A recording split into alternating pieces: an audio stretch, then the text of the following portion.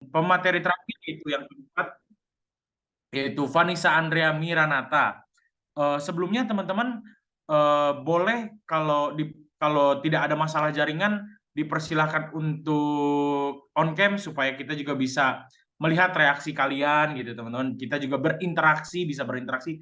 Jadi kita berharap seminar ini tidak hanya satu arah teman-teman, tetapi seminar ini kita bisa mendapatkan feedback juga, pelajaran untuk saya, untuk pemateri dan pelajaran untuk kalian juga gitu teman-teman. Oke, kita akan masuk ke dalam materi yang pertama, teman-teman. Sebelum kita membela iman kita, sebelum kita mengetahui apakah harus dibela, apakah harus dipertahankan, kita juga harus tahu sebuah tema secara garis besar, yaitu apologetik ini. Kita harus mengerti pengertian apologetik itu apa sih. Mungkin ada beberapa teman-teman yang maaf kata awam gitu. Dalam artian awam belum mengerti apa itu apologetik karena mungkin tidak pasti merasa asing di telinga. Jadi kita akan mendengar sebuah pengertian yang akan dibawa pemateri kita, yaitu pemateri pertama Samuel Manik. Waktu dan tempat dipersilakan.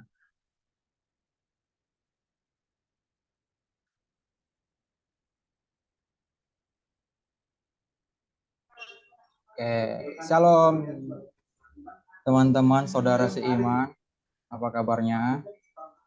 Saya harap saya selalu di dalam Tuhan.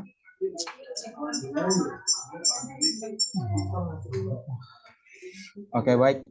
Sebelum kita mendalami materi mengenai tentang apologetika Kristen, alangkah baiknya kita tahu dulu pengertian mengenai tentang apologetika Kristen. Selanjutnya. Nah, di sini pengertian apologetika Kristen adalah ilmu sistematis yang mempertahankan dan menjelaskan iman dan kepercayaan Kristen. Dan di sini juga ilmunya berfungsi dalam mengembangkan dan membagikan berbagai argumentasi dari kebenaran dan rasionalitas kekristenan yang bertujuan untuk memperkuat iman orang yang percaya kepada Kristus dan menantang orang-orang yang belum percaya untuk mulai mempercayai iman kepada Kristus. Selanjutnya. Nah, dapat juga kita persempit pengertiannya mengenai apologetika, yaitu sebuah disiplin ilmu yang melakukan pembenaran secara nalar dari keyakinan kekristenan melalui pengajaran iman Kristen yang sistematis, teman-teman. Selanjutnya. Nah, dapat juga kita harus mengerti dari istilah apologetika. Nah, di sini istilah itu berasal dari bahasa Yunani, yaitu apologia, yang berarti pembelaan. Salah satu contoh paling terkenal dari penggunaan kata ini di dalam literatur Yunani adalah pembelaan atau apologia yang diungkapkan oleh Socrates di depan pengadilan Athena. Selanjutnya.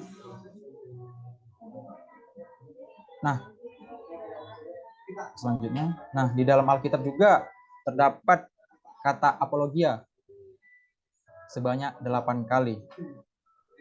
Di dalam Kisah Para Rasul 22 yang pertama, dan pasal yang ke-25 ayat ke-16, serta 1 Korintus 9 ayat yang ketiga, dan 2 Korintus 7 ayat ke-11, serta Filipi 1 ayat 7, dan pasal yang ke-16, serta 2 Timotius 4 ayat ke-16, serta 1 Petrus 3 ayat 15. Nah, sedangkan kata kerja apologeomai yang artinya membela muncul sebanyak 10 kali di dalam Alkitab. Yang pertama itu di dalam kitab Lukas 12 ayat 11, pasal 21 ayat ke-14, Kisah Para Rasul 19 ayat 33, pasal 24 ayat ke-10, serta pasal 25 ayat ke-8, serta pasal 26 ayat pertama, dan pasal yang kedua, dan pasal 24, serta Roma 2 ayat ke-15, dan 2 Korintus 12 ayat 19.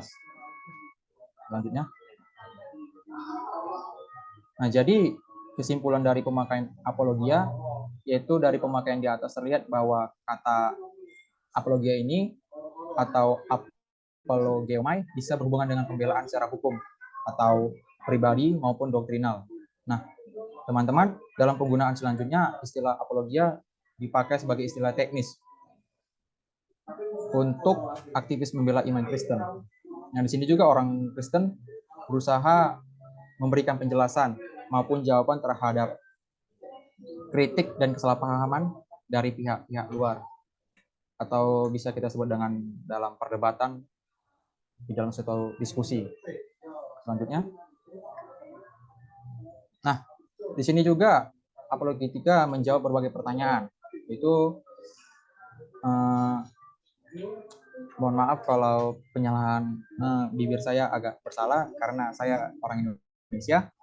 Itu is there evidence that God exists, atau bisa dikatakan apakah ada bukti kalau Tuhan itu ada. Dan yang kedua, is there evidence that Jesus died and resurrected in the first century A.D, atau artinya apa ada bukti Yesus hidup, mati, dan bangkit pada abad pertama Masehi. Dan yang ketiga, are miracle possible? Apakah mukjizat mungkin terjadi? Dan yang keempat, are science and Christianity at odds? Apakah sains dan kekristenan bertentangan? Dan yang kelima, how can an all-loving and powerful, all-knowing God allow so much human suffering? Dalam artinya, gimana mungkin Tuhan yang Maha Pengasih, Maha Kuasa, Maha Tahu membiarkan begitu banyak penderitaan manusia? Dan yang terakhir, how can you prove the Bible is accurate? Yang artinya bagaimana Anda dapat membuktikan bahwa Alkitab itu akurat? Selanjutnya. Nah, di sini juga terdapat beberapa fungsi apologetika. Yang pertama itu pembuktian. Di sini pembuktian melibatkan berbagai argumentasi filosofis dan bukti historis dari iman Kristen. Dan kedua, pertahanan. Di sini fungsinya mempertahankan iman Kristen terhadap berbagai serangan dari berbagai macam keyakinan di luar kekristenan. Dan yang ketiga itu perbantahan, di mana fungsi ini membantah terhadap berbagai tuduhan negatif yang dituju kepada iman Kristen. Dan yang keempat itu persuasi, di mana fungsi ini meyakinkan kebenaran yang terkandung di dalam keyakinan iman Kristen. Selanjutnya, nah, apa hubungan apologetika dengan penginjilan? Di sini apologetika berkaitan dengan logika atau reason, sedangkan penginjilan berkaitan dengan iman atau faith. Di mana there is a difference between the belief that something is true compared to a belief in or putting your faith in something. Atau dalam arti ada perbedaan antara percaya pada sesuatu yang benar dibanding dengan percaya dalam atau beriman pada sesuatu. Selanjutnya. Dan dilanjut dari hubungan yang tadi, yaitu firstly, evangelism is sharing the God's news or gospel of Jesus Christ. Undeniable, it alone leads to faith or believe in Jesus. Overall, it relies on the Holy Spirit and the Bible. Yang pertama, penginjilan itu memberitakan kabar baik atau Injil Yesus Kristus, di mana Injil ini nggak bisa disangkal kalau itu saja yang mengarah pada iman atau kepercayaan kepada Yesus. Nah, jadi secara keseluruhan itu bergantung pada Roh Kudus dan Alkitab. Nah, di bagian kedua ini, in context Christianity apologetics atau pre-evangelism, user reason and evidence. In particular, its defense and arguments for the belief that Christianity is true.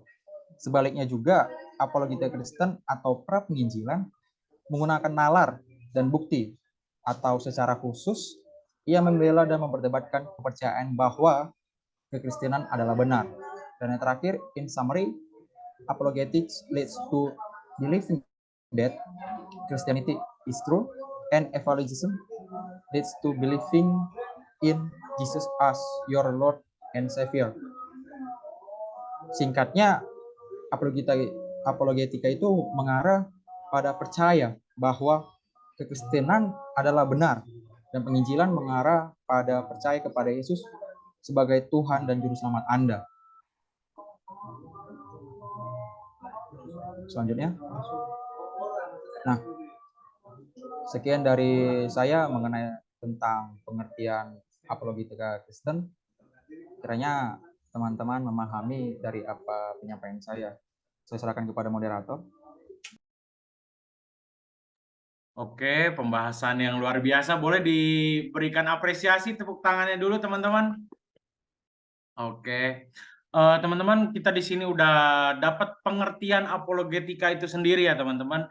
Jadi kalau sebenarnya ada beberapa sedikit, bukan mistake sih, ada beberapa permasalahan gitu.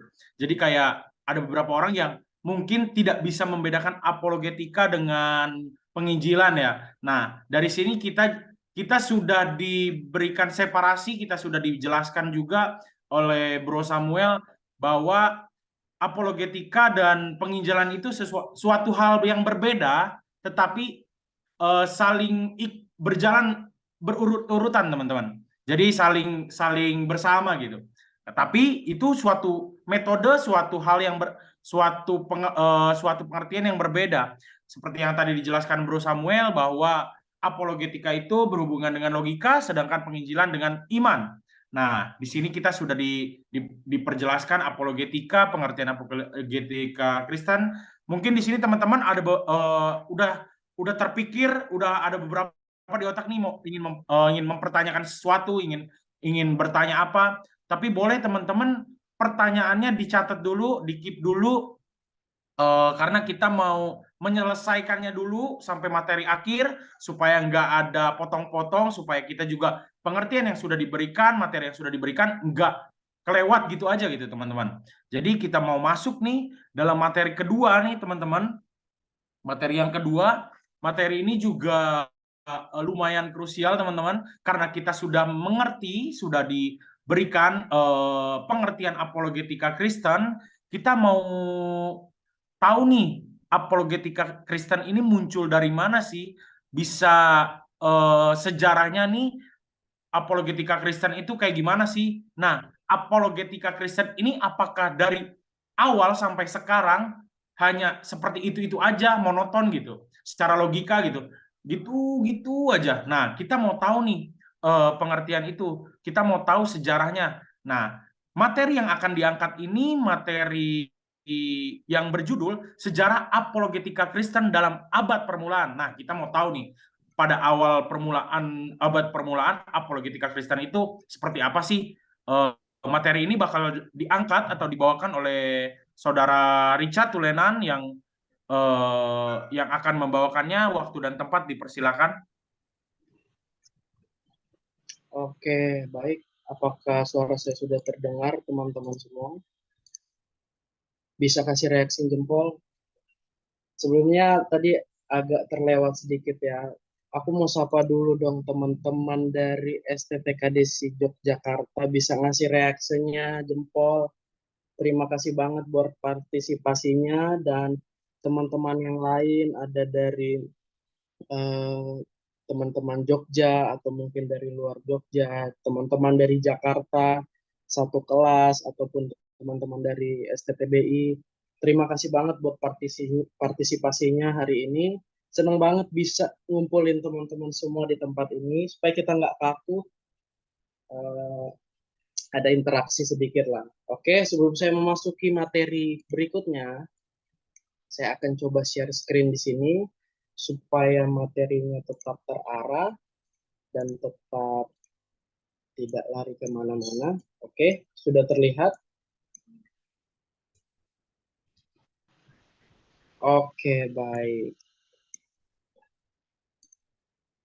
Puji Tuhan, sebelumnya mungkin perkenalkan diri dulu aku ya. Saya Richard Tulenan, saya selaku Ketua Panitia yang menyelenggarakan seminar ini. Terima kasih buat partisipasi teman-teman semua. Dan dalam topik ini saya juga memberikan materi tentang sejarah apologetik dalam abad permulaan.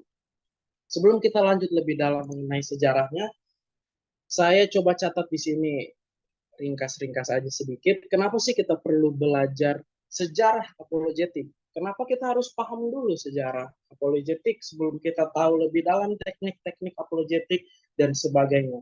Yang pertama, saya coba tulis di sini supaya kita memahami akar keyakinan Kristen, supaya kita tahu asal-usul, asal mulanya, bagaimana kisah sejarah apologetik itu, supaya sejarah apologetik yang kita pahami ini dapat membantu kita memahami akar keyakinan Kristen dan bagaimana keyakinan tersebut telah dikembangkan dan dipertahankan selama berabad-abad dan bertahun-tahun. Dan hal ini membantu kita untuk kita semua jadi lebih paham tentang keyakinan kita dan keyakinan kita juga jadi ada landasan yang kuat untuk kita membela iman kita berikutnya. Dan yang kedua, saya coba catat di sini supaya kita belajar dari kesalahan masa lalu. Studi sejarah apologetik juga memberikan kesempatan untuk kita semua, para pelajar, bahkan hamba-hamba Tuhan, untuk belajar dari kesalahan masa lalu dalam upaya atau fungsinya untuk mempertahankan keyakinan keagamaan dengan mempelajari argumen dan strategi yang berhasil dan ada juga yang gagal dalam masa lalu. Dan supaya kita juga dapat meningkatkan kemampuan kita dalam mempertahankan keyakinan keagamaan kita. Dan yang ketiga, saya cepat aja, supaya kita dapat menanggapi tantangan yang ada di dalam masa kini dengan memahami sejarah apologetik, kita dapat mempersiapkan diri kita semua ini untuk menanggapi tantangan dan pertanyaan yang muncul, yang mencoba membobrokkan, menjatuhkan iman Kristen, menjatuhkan iman dan mental orang percaya dalam konteks budaya saat ini, sekarang ini. Dan kita juga dapat gunakan wawasan dari masa lalu itu untuk mempertahankan dan memperkuat keyakinan kita. Dan yang keempat, supaya kita menghargai keragaman dalam pemikiran Kristen. Supaya teman-teman tahu, lewat sejarah apologetik membantu kita untuk memahami keragaman perbedaan dalam pemikiran Kristen yang telah ada dalam sepanjang gereja. Oke, kita lanjut ke dalam slide berikutnya. Jadi, apologetik ini udah dimulai oleh para rasul dan diteruskan di sepanjang sejarah gereja. Jadi aktivitas yang disebut apologetik ini tuh udah dimulai dari zaman dulu, dari zaman para rasul dalam membela dan mempertahankan keyakinan Kristen dan berlanjut sampai sekarang ini selama sejarah gereja ada. Dan banyak bapak gereja pada masa-masa awal gereja seperti Saint Justinus, Saint Irenaeus, dan mungkin Tertullian, mereka itu memberikan pembelaan terhadap ajaran-ajaran sesat dan kepercayaan yang bertentangan dengan keyakinan Kristen. Dan kalau kita ambil sisi dari konteks modernnya, apologetik ini terus berkembang dan bergeser untuk menanggapi tantangan dan pertanyaan yang muncul dalam budaya saat ini. Seperti yang kita tahu, mungkin beberapa tokoh apologetik Kristen termasuk Lewis, Ravi Zacharias, dan William Lane Craig yang mereka di mana menawarkan argumen-argumen intelektual dan strategi komunikasi yang efektif untuk mempertahankan keyakinan Kristen dalam konteks budaya yang sampai saat ini tuh mulai skeptis terhadap agama. Lalu yang berikutnya, slide berikutnya. Nah, jadi sudah ada nih kaum apologetik yang dimana orang-orang ini tuh terlibat dalam apologetika, yaitu disiplin ilmu yang membahas pertahanan dan pembelaan keyakinan keagamaan. Jadi kaum apologetik ini biasanya terdiri dari orang-orang yang memiliki keahlian seperti mengenai filsafat, teologi, sejarah, gereja, sains, dan logika. Serta mereka juga memiliki keterampilan dalam berkomunikasi dan berdebat dengan orang lain. Lalu kaum apologetik ini memiliki tujuan untuk mempertahankan keyakinan keagamaan mereka, keyakinan Kristen mereka. Jadi secara keseluruhan ada banyak tokoh seperti Justin Martyr, ada Clement dan Agustinus. Mereka itu adalah contoh dari kaum apologetis yang berperang dan mempertahankan dan membela keyakinan Kristen pada masa awal-awal gereja. Mereka menggunakan banyak argumen seperti argumen intelektual dan rasional untuk membuktikan kalau kebenaran Kristen itu mutlak. Kristen ini adalah agama yang benar, serta menjawab berbagai kritik dan tantangan yang muncul dalam konteks budaya pada saat itu. Kita lanjut. Saya coba catat di sini ada 3 unsur utama tantangan para apologetik dalam sejarah Kristen. Saya coba tulis di sini. Yang satu ada unsur pembelaan, yang kedua ada unsur kontekstualisasi, dan yang ketiga ada unsur keilmiahan. Kita lanjut ke dalam slide berikutnya, unsur pembelaan. Jadi unsur pembelaan ini memang merupakan salah satu tantangan utama yang dihadapi oleh para apologetik zaman dahulu ya dalam sejarah kekristenan. Dan orang Kristen pada masa itu tuh sering dituduh dan dianggap sebagai orang yang tidak menghormati dewa-dewa Romawi dan banyak melanggar hukum negara yang mereka anggap seperti itu. Sehingga orang Kristen ini seringkali dianggap sebagai ancaman bagi keamanan dan kestabilan masyarakat pada zaman itu. Selain itu, orang Kristen juga seringkali dianggap sebagai orang yang berbahaya dan tidak patut terhadap otoritas karena keyakinan mereka yang hanya mengakui satu Allah, sehingga mereka seringkali jadi target penganiayaan dan diskriminasi pada zaman dahulu ya. Lalu slide berikutnya, slide ke-7, adalah unsur kontekstualisasi. Jadi para apologetik ini tidak hanya membela diri, namun juga berusaha membuktikan kebenarannya lebih tinggi dan lebih baik daripada filsafat kafir. Jadi dalam konteks apologetika, unsur kontekstualisasi ini mengacu pada upaya para apologetik Kristen dalam sejarah kekristenan untuk mengintegrasikan ajaran-ajaran Kristen ini dengan pemikiran dan kebudayaan yang ada pada masa mereka. Dan para apologetik dalam sejarah kekristenan tidak hanya membela diri dari tuduhan-tuduhan yang diberikan kepada umat Kristen, namun juga mereka berusaha untuk membuktikan kebenaran iman Kristen dan merangkul pemikiran dan kebudayaan yang ada pada saat itu. Sementara itu ada juga Saint Augustinus dalam karyanya The City of God, dalam karya bukunya itu, dia juga mencoba untuk menyatukan konsep kebudayaan Romawi dengan ajaran Kristen. Ia menunjukkan bahwa ajaran Kristen ini tuh dapat memberikan pandangan baru dan memberikan kebudayaan Romawi yang saat itu sedang mengalami kemunduran dan kehancuran. Dan dengan cara ini, para apologetik Kristen mengembangkan metode dan strategi untuk menyampaikan pesan kebenaran iman Kristen dengan cara yang lebih kontekstual dan relevan dengan pemikiran dan kebudayaan pada saat itu. Kita masuk ke dalam slide yang ke-8, ada unsur keilmiahan. Jadi maksud unsur keilmiahan ini dalam apologetik itu mengacu pada upaya atau penyajian ajaran Kristen yang secara sistematis dan ilmiah dengan menggunakan logika dan akal sehat. Jadi dalam sejarah kekristenan ada banyak upaya untuk menciptakan filsafat dan teologi sejarah dengan memandang Yesus Kristus sebagai puncak sejarah dan sebagai manifestasi dari logos atau firman Allah. Hal ini juga dipengaruhi oleh pemikiran filsafat Yunani kuno yang memandang logos ini sebagai prinsip atau pemikiran dan pengatur alam semesta. Dan kita tahu beberapa teologi dan filsuf seperti ada Clement, ada Alexandria, ada Origenes, dan Agustin dari Hippo, itu mereka mengembangkan teologi dan filsafat sejarah dengan memandang Yesus Kristus sebagai pusat sejarah dan memandang sejarah ini sebagai perjalanan untuk menuju keselamatan. Mereka juga menggunakan metode alegorisnya dalam penafsiran Alkitab, yaitu memandang Alkitab ini tuh sebagai karya sastra yang terinspirasi secara ilahi dan memiliki makna simbolis dan alegoris yang mendalam. Kita lanjut ke dalam slide berikutnya, yaitu para apologet abad kedua. Jadi para apologet abad kedua ini merupakan tokoh-tokoh Kristen yang hidup pada abad kedua Masehi ya, dan mereka ini tuh berperan penting dalam mengembangkan teologi Kristen dan membela iman Kristen dari tuduhan dan serangan-serangan yang tidak benar dari pihak luar Kristen. Dan tokoh-tokohnya adalah sebagai berikut. Yang pertama adalah Aristides of Athens ya. Nah, Aristides ini adalah seorang apologetik Kristen dari Yunani yang hidup pada abad kedua Masehi.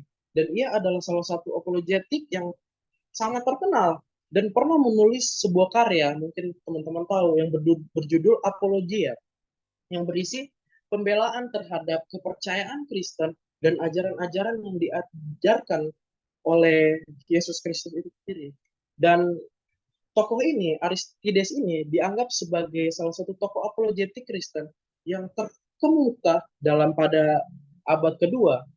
Ya, meskipun informasi mengenai Aristides ini terbatas, tapi kontribusinya dalam perkembangan apologetik ini sangat diakui oleh banyak orang. Aristides ini juga pernah menulis all peoples are categories as either barbarians, Greeks, Egyptian, Jews, or Christian. Jadi kata dia itu semua orang dikategorikan sebagai barbarian, Yunani, Mesir, Yahudi, atau Kristen. Jadi pada pemikirannya si Aristides ini dalam karyanya yang berjudul Apologia, ia menggambarkan berbagai kelompok masyarakat pada zamannya dan mencoba untuk menunjukkan bahwa ajaran Kristen itu dapat diterima oleh semua orang dari berbagai latar belakang kebudayaan dan agama. Jadi dalam pandangan Aristides ini semua orang dapat menerima ajaran Kristen tanpa harus kehilangan identitas budayanya atau agama asli mereka. Lalu Aristides ini lebih menekankan kepada moralitasnya dan etika dalam kehidupan orang percaya daripada mengklaim keajaiban sebagai argumen untuk membela kekristenan seperti mujizat dan sebagainya. Lalu tokoh yang kedua yang saya bahas ini adalah yang sangat terkenal, pasti teman-teman tahu, adalah Justin Martyr. Dia adalah seorang apologetis Kristen dari abad kedua juga, dan ia lahir sekitar tahun 100 Masehi, dan kalau nggak salah dia lahir di Palestina dan dibesarkan sebagai seorang paganisme ya.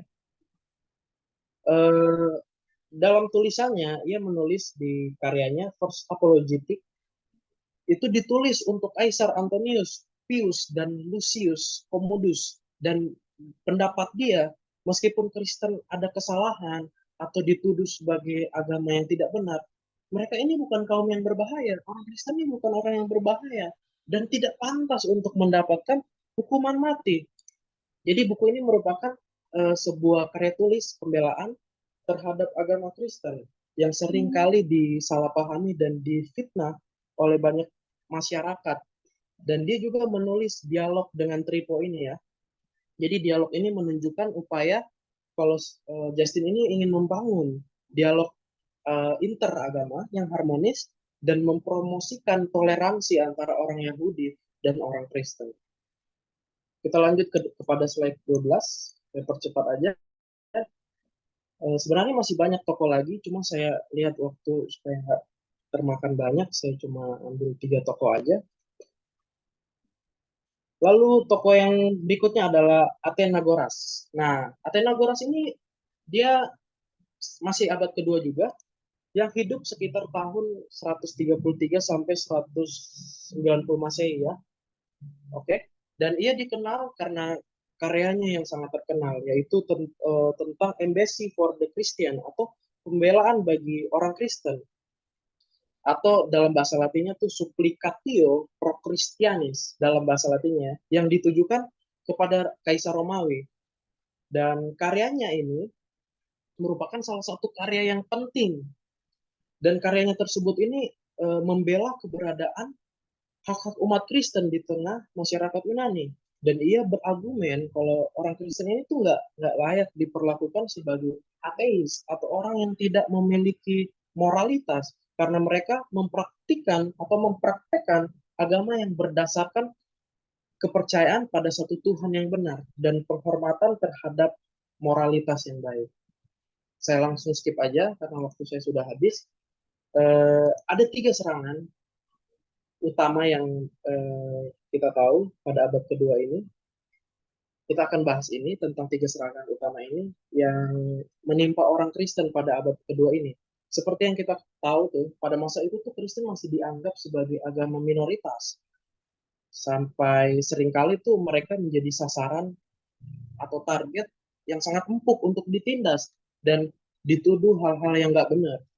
Dan oke, mari kita belajar sama-sama apa saja Yang pertama, ada salah satu tuduhan atau serangan terhadap Kristus. Nah, Kristus ini disebut sebagai anak haram. Tuduhan ini tuh muncul karena tuh Yesus, kita tahu ya, Yesus dilahirkan dari seorang perawan, yaitu Maria, dan status ayahnya tuh secara biologis nggak nggak tidak diketahui, dan orang-orang menentang kekristenan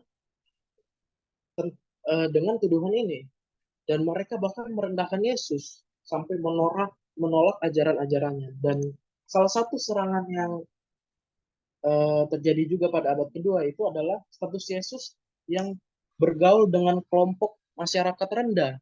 Jadi eh, beberapa pengkritik menganggap kalau Yesus ini tuh sebagai Mesias harusnya, sebagai Tuhan harusnya memiliki status yang tinggi, status sosial yang lebih tinggi. Namun ini tuh bertentangan banget. Malah Yesus menekankan dan melayani kepada kelompok masyarakat yang rendah. Dan ini juga jadi sasaran empuknya orang Kristen.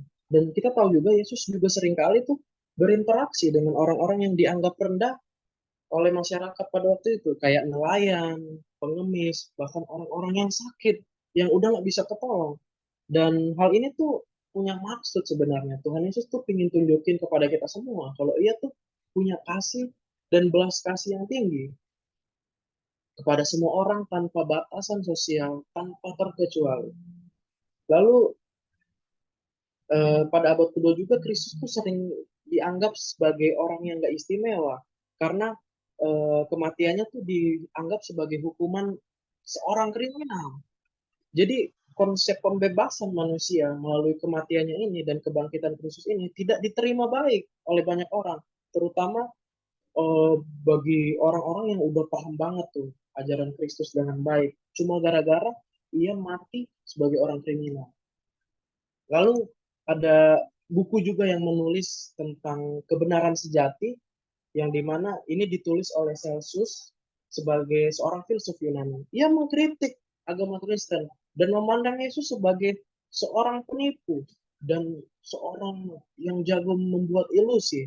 Dan Celsus itu beranggapan kalau doktrin-doktrin Kristen yang penuh dengan keajaiban, mujizat, itu tuh punya tujuan untuk menarik banyak orang supaya gampang ketipu, gampang mudah untuk ikut Yesus. Padahal enggak, itu memang keajaiban murni yang dilakukan oleh Sang Mesias itu.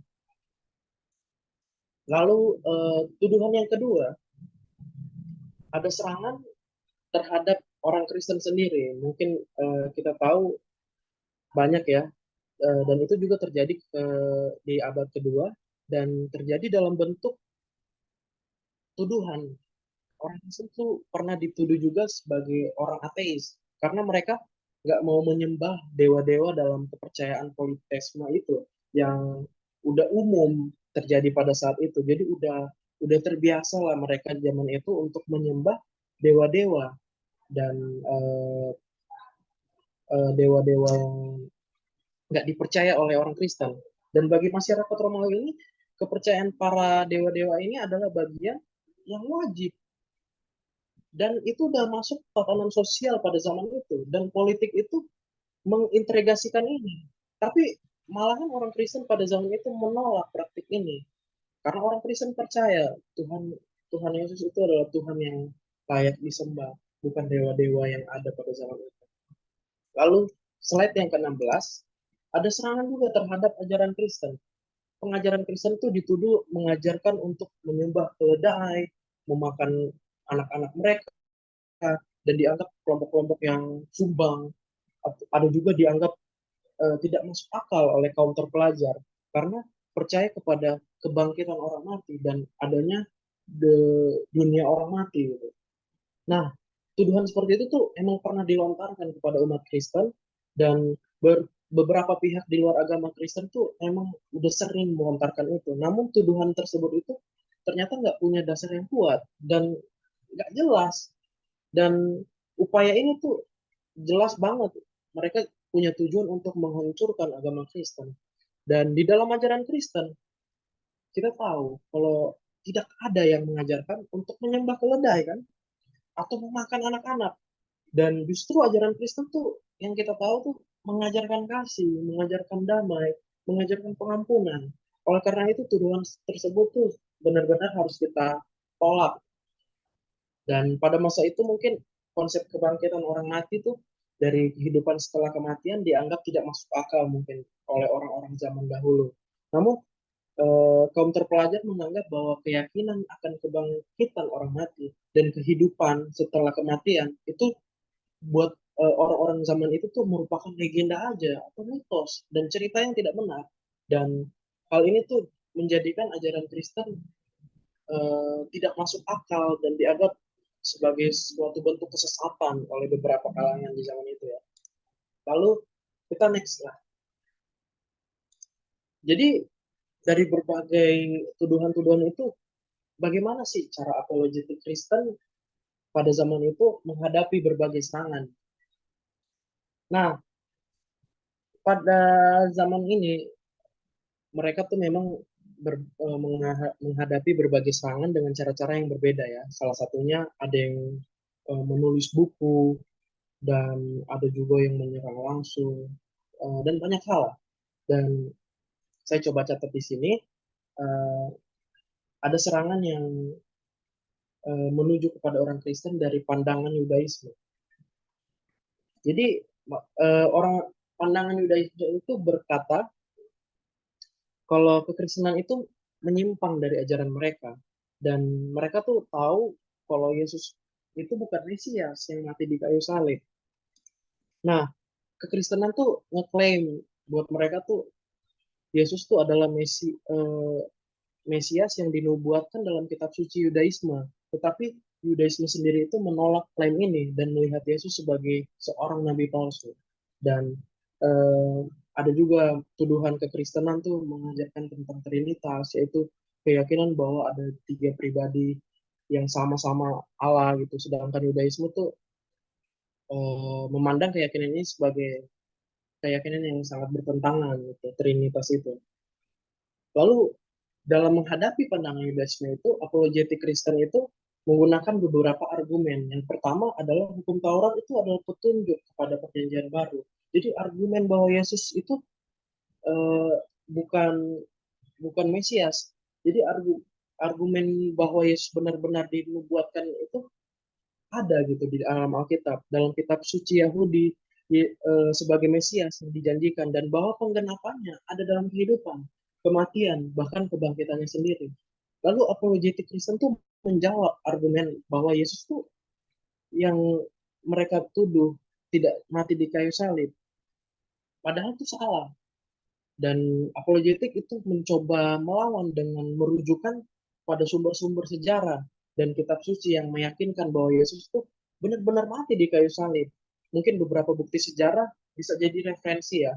Adalah kita mungkin tahu catatan sejarawan Flavius dan Tacitus, serta ada catatan juga dari perjanjian baru yang berbicara tentang kematian Yesus di kayu salib. Lalu berikutnya saya coba catat di sini ada serangan juga dari paganisme. Nah, paganisme itu seperti teman-teman tahu, itu adalah sebuah kepercayaan ya atau praktik yang biasanya merujuk kepada agama kuno. Dan itu tuh biasanya banyak di Eropa, dan sebelum masuknya agama-agama yang kita tahu sekarang seperti Kristen, Islam, dan Yahudi, paganisme itu seringkali dikaitkan dengan kepercayaan kepada banyak dewa-dewi atau roh-roh atau kekuatan lainnya. Jadi para penganut paganisme itu menganggap ajaran tentang kebangkitan itu sebagai sesuatu hal yang nggak masuk akal. Karena pandangan mereka tentang dunia tuh berbeda dengan apa yang dipandang oleh orang Kristen. Paganisme sendiri itu mengakui bahwa keberadaan berbagai dewa dan kekuatan alam itu sebagai objek penyembahan mereka. Sedangkan Kristen tuh menolak itu, karena Kristen mengajarkan tentang satu Allah yang menciptakan dunia dan mengatur segala sesuatu itu. Lalu apologetik Kristen ini memandang dan menolak bahwa ajaran kebangkitan ini, apologetik Kristen ini memandang bahwa ajaran tentang apologetik ini tentang kebangkitan ini memang merupakan suatu hal yang luar biasa, tapi memang misterius. Tetapi ini bukan sesuatu hal yang bisa dibilang tidak masuk akal ya. Semua itu masuk akal karena banyak bukti sejarah dan saksi mata yang menunjukkan bahwa kebangkitan dan kematian Kristus itu benar adanya. Meskipun masing-masing Injil memiliki ciri khas dan perspektif masing-masing ya yang berbeda dalam mengekspresikan ajaran Kristus, namun kita dapat menemukan kesamaan dan keharmonisan pada keempat Injil tersebut. Jadi secara umum tuh keempat Injil ini menggambarkan Yesus sebagai guru dan penyembuh dan mengajarkan kasih dan keadilan. Jadi nggak bisa dibilang ada banyak pertentangan di dalam Alkitab. Oke, mungkin itu sekian materi yang dapat saya sampaikan. Oke, terima kasih Bro Richard. Boleh kasih tepuk tangannya dulu dong untuk Bro Richard Tulenan atas sejarah apologetika Kristen. Jadi kita materi yang kita pelajari dari Bro Richard bahwa kalau dulu tuh kita sebagai orang Kristen tuh nggak bisa terang-terangan, teman-teman. Jadi dulu tuh banyak banget penyiksaan, penghinaan, bahwa orang Kristen itu anak haram lah, anak hina lah, dan lain-lain, anak gagal lah. Jadi dulu tuh kita kalau menyatakan diri kita itu seorang Kristen, seorang yang beriman Kristen itu susah banget, berat banget. Nah, disitulah muncul namanya pembelaan iman. Disitulah muncul yang namanya apologetika, teman-teman. Makanya di sana pada zaman awal-awal abad pertama dan kedua muncullah apologet yang membela iman mereka, membela untuk mempertahankan iman mereka, mempertahankan kekristenan mereka. Dari situlah munculnya sejarahnya mereka abad-abad permulaan. Nah, teman-teman, karena kita udah mengerti nih apa itu apologetika Kristen dan kita juga sudah mengerti dari mana sih apologetika Kristen ini muncul, kenapa sih apologetika ini muncul. Nah, kita mau membahas apologetikanya itu sendiri, teman-teman. Nah, jadi sebenarnya apologetik ini ada beberapa metode, teman-teman. Nah, metode-metode ini akan dijelaskan oleh pemateri-pemateri kita. Nah, kita masuk dalam materi ketiga, yaitu dalam judul metode apologetika objektif, pembelaan terhadap iman Kristen menggunakan nalar. Nah, kenapa menggunakan nalar? Udah pastilah kita sehari-hari pasti menggunakan nalar, teman-teman. Jadi mungkin ini lumayan berhubungan dengan keseharian kita. Oke, dipersilakan untuk pemateri ketiga teman saya Sharon Sibarani. Dipersilakan waktu dan tempat.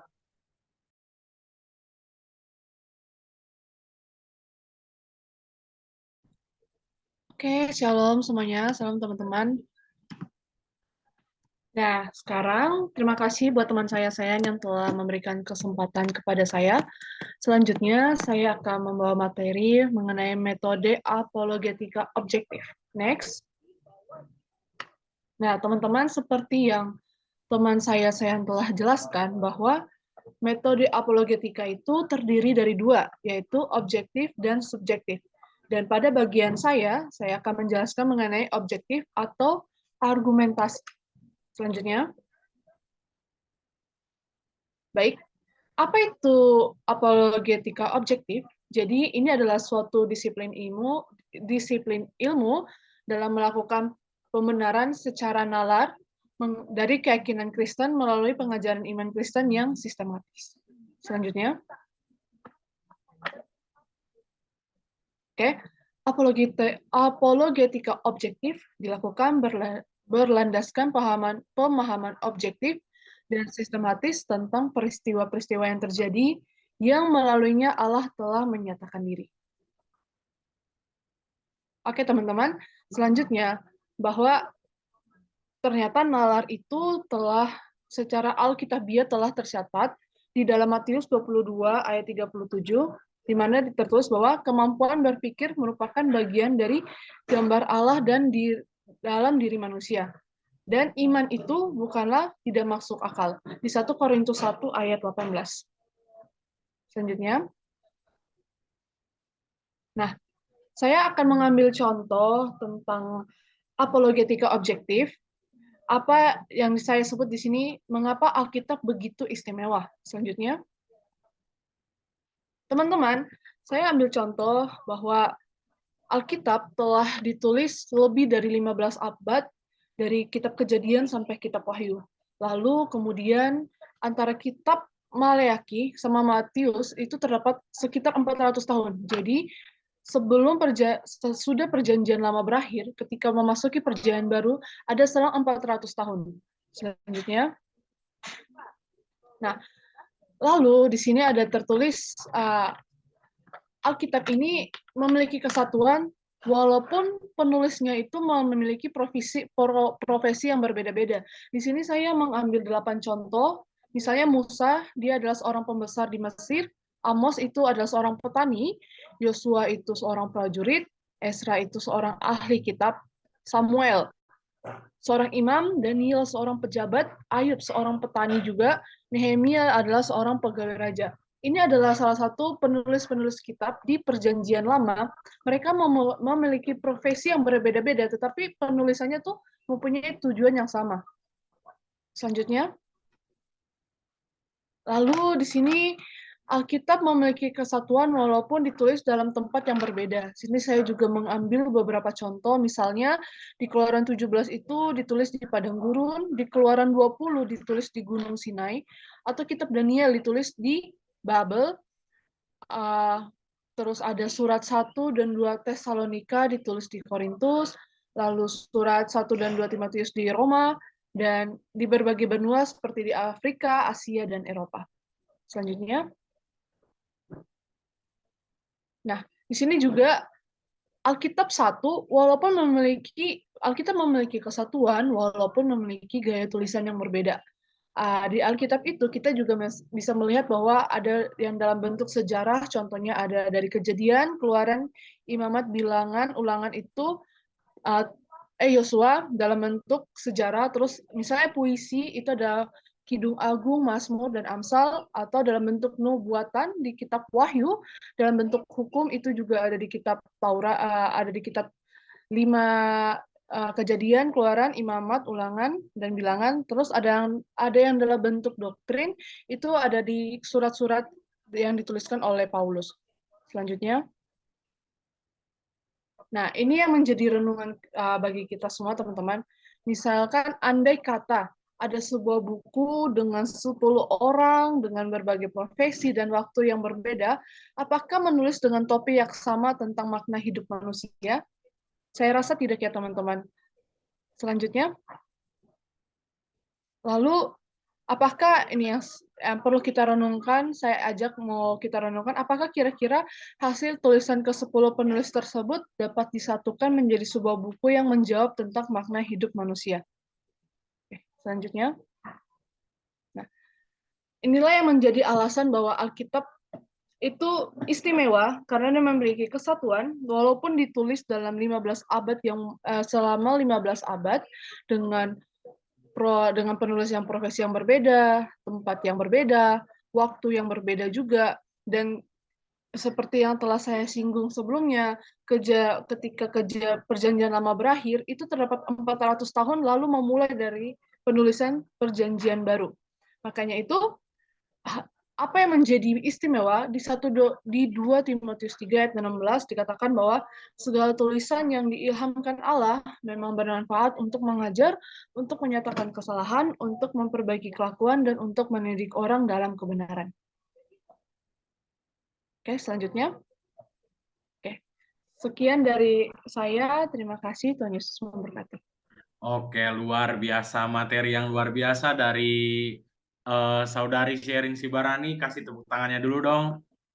Oke, luar biasa. Jadi teman-teman, hari ini kita belajar dalam metode yang pertama, yaitu metode objektif, metode apologetika objektif. Seperti kita ketahui, apologetika itu kan bersifat logika. Nah, dalam logika itu kita harus menggunakan nalar. Nah, dalam nalar itu kita harus mengetahui, teman-teman, landasan teori dan lain-lainnya dari pandangan objektif ini, teman-teman. Nah, luar biasa materi yang diberkati oleh Tuhan. Terima kasih Kak Sherin. Oke, kita akan masuk ke materi yang terakhir teman-teman. Materi yang lumayan krusial juga, karena ini bukan lawan. Salah satu metode yang berbeda dari pandangan objektif, tetapi tetap berhubungan dengan apologetika, yaitu dengan judul metode apologetika subjektif, pembelaan terhadap iman Kristen menggunakan pengalaman. Kalau yang pertama tadi yaitu menggunakan nalar, ini menggunakan pengalaman teman-teman. Nah, jadi saya serahkan waktu dan tempat untuk saudari Vanessa Andrea Miranata, dipersilakan. Baik, terima kasih untuk kesempatan yang diberikan kepada saya untuk menyampaikan materi pada sore hari ini. Seperti yang sudah disampaikan oleh sang moderator yaitu Sean, bahwa saya akan membahas tentang metode apologetika dengan menggunakan pengalaman atau berapologetika dengan subjektif. Jadi teman-teman, saya akan langsung saja. Sebelum itu saya akan share screen terlebih dahulu.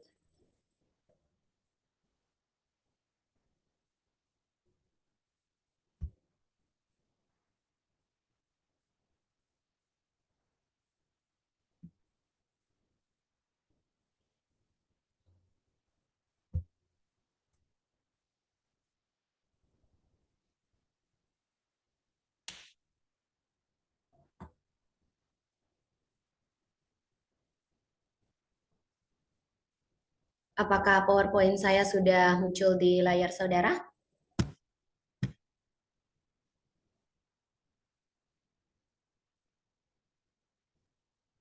Masih widescreen.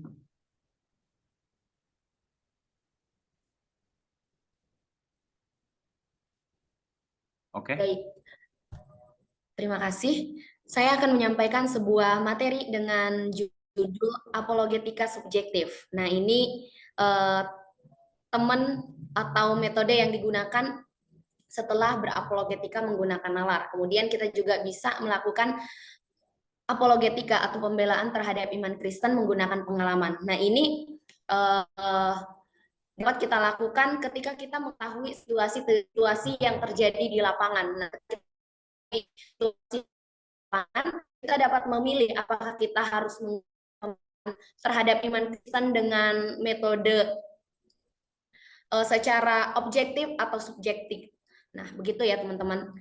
Kemudian sebelum saya lebih lanjut untuk membahas bagaimana cara berapologetika menggunakan sebuah pengalaman, terlebih dahulu kita harus mengetahui apa itu apologetika subjektif. Nah, tentu saja apologi subjektif itu adalah berapologetika dengan alasan yang subjektif. Artinya, setiap pembenaran atau kemurnian iman harus terlebih dahulu mengalami pertemuan pribadi dengan Allah agar mata rohani mereka terbuka sehingga menyadari, memahami, mengalami kebenaran akan kehadiran Allah. Nah, maksudnya apa saudara? Jadi ketika kita hendak melakukan pembelaan terhadap iman Kristen, saya dan juga tentunya saudara semua hendak melakukan suatu pembelaan terhadap iman Kristen, kita yang adalah pembela-pembela ini harus terlebih dahulu mengalami sebuah perjumpaan pribadi dengan Allah. Nah, sehingga ketika kita mengalami sebuah perjumpaan pribadi dengan Allah, kita dapat melakukan pembelaan itu dengan benar. Jadi apa yang keluar dari diri kita, apa yang pembelaan yang telah kita lakukan itu bukan pembelaan yang hanya atas dasar ilmu pengetahuan semata, tetapi karena kita terlebih dahulu sudah mengalami perjumpaan dengan Allah itu. Nah, begitu ya saudara. Jadi ini yang sebenarnya jadi sebuah tantangan dalam kehidupan kekristenan. Nah, banyak ya kita sering menemukan bahwa apologet di YouTube mengemukakan pendapat mereka bagaimana caranya melakukan pembelaan terhadap iman Kristen. Tetapi yang perlu kita koreksi di sini adalah apakah saya dan juga saudara itu ketika hendak melakukan pembelaan iman Kristen sudah mengalami perjumpaan secara pribadi dengan Allah, begitu ya. Nah, kita akan melihat di slide selanjutnya. Jadi yang dimaksud dengan berapologetika secara objektif itu adalah seorang pembela harus sungguh memahami dan tunduk pada otoritas Allah disertai dengan perbuatan radikal dalam kehidupan rohani mereka. Sorry, sepertinya PowerPoint-nya enggak screen-nya enggak jalan. tetap di slide pertama. Sorry. Oh, kalau gitu saya boleh minta tolong untuk saudara Sean untuk share screen karena mungkin jaringan saya gangguan kali ya. Mohon maaf semuanya. Oke, boleh dikirim.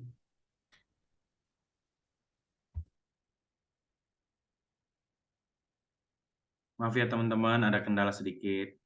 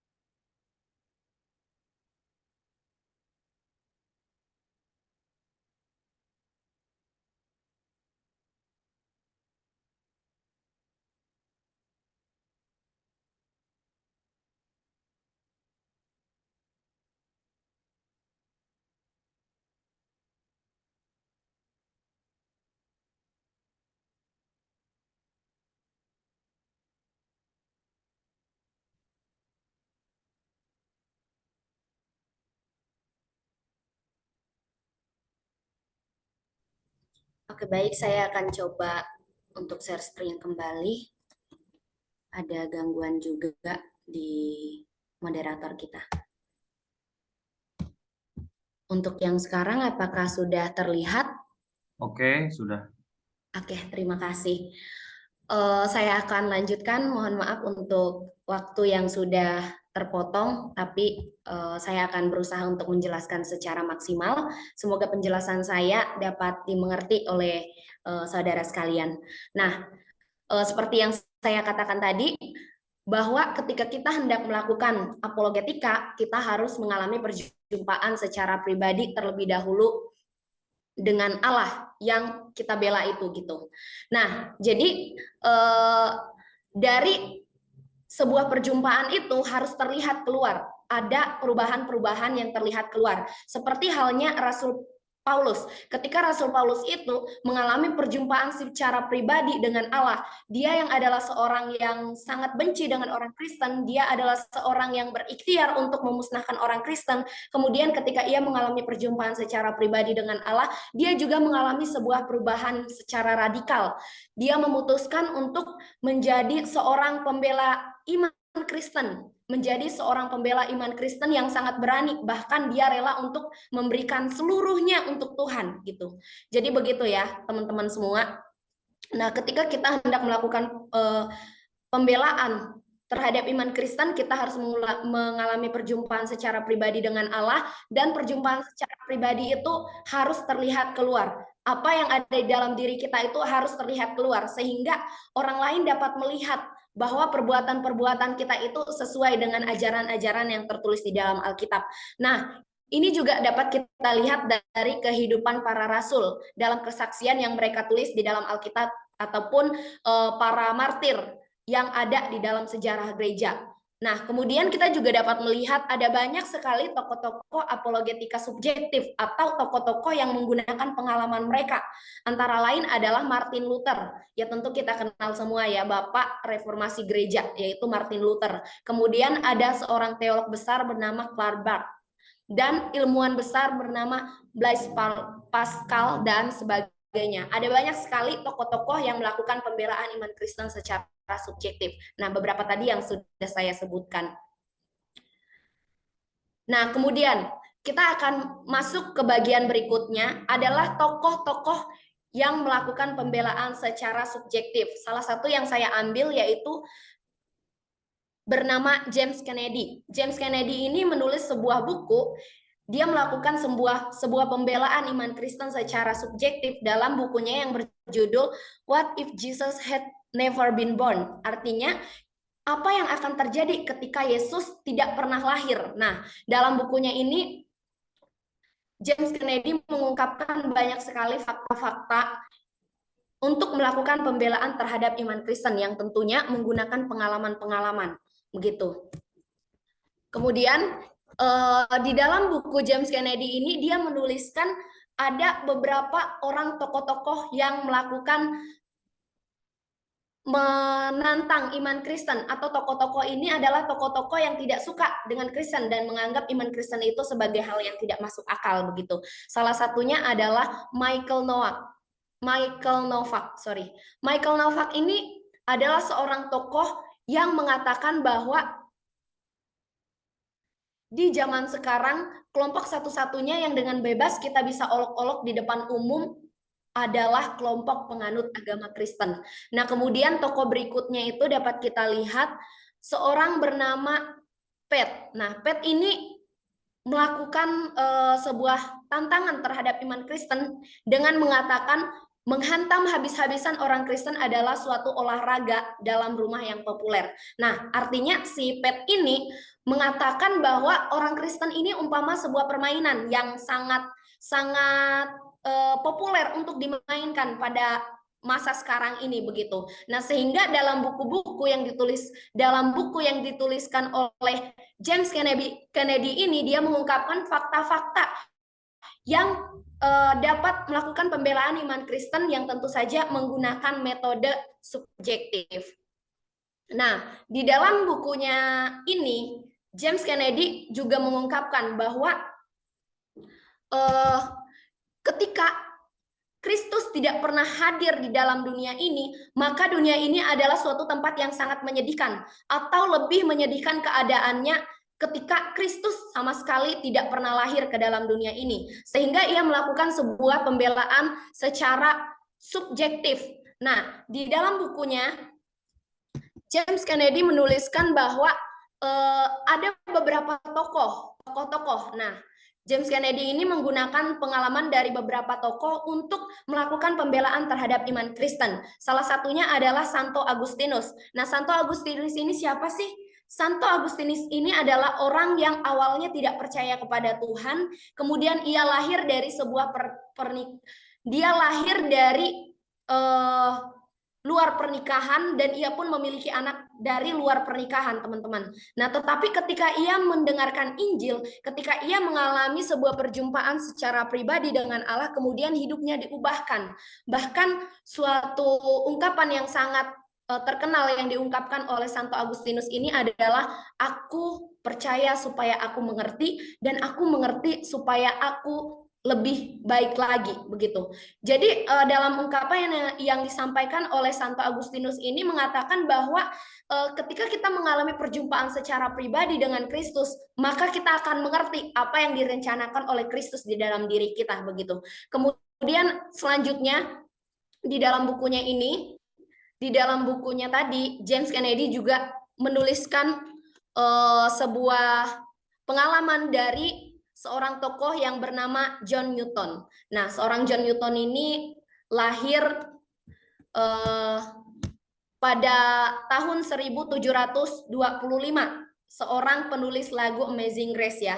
Nah, seorang penulis lagu Amazing Grace. Tapi ternyata sebelum dia menuliskan lagu Amazing Grace ini, dia mengalami sebuah pengalaman hidup yang sangat miris sebenarnya, teman-teman, karena dia adalah seorang penjual manusia atau perdagangan manusia yang tentu saja kehidupannya itu dipenuhi dengan hal-hal untuk mencari keuntungan diri sendiri, yang menghalalkan berbagai cara untuk mencari kepentingan diri sendiri, yang mulutnya penuh dengan sumpah serapah. Tetapi ternyata ketika ia mengalami perjumpaan secara pribadi dengan Allah, ketika Yesus menjamah kehidupannya, ia mengalami sebuah perjumpaan yang luar biasa, sehingga dari pengalamannya ini dia menuliskan sebuah lagu yang sangat indah. Nah, tentu teman-teman tahu Amazing Grace itu sebuah lagu yang sangat terkenal sekali di zaman Kristen, di kalangan orang Kristen ya, teman-teman.